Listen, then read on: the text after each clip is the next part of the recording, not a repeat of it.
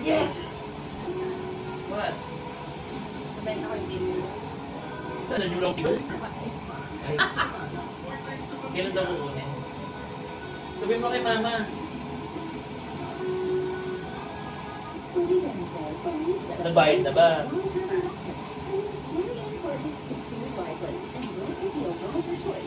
Yung ano may nag-inquire na ba? Yung mga executive case? Ah, baka malayo to.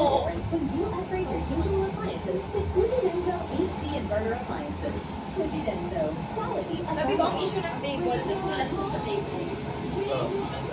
Pero sabi ko, ano may pagkasulat din?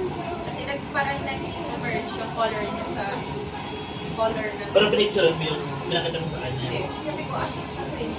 Ah,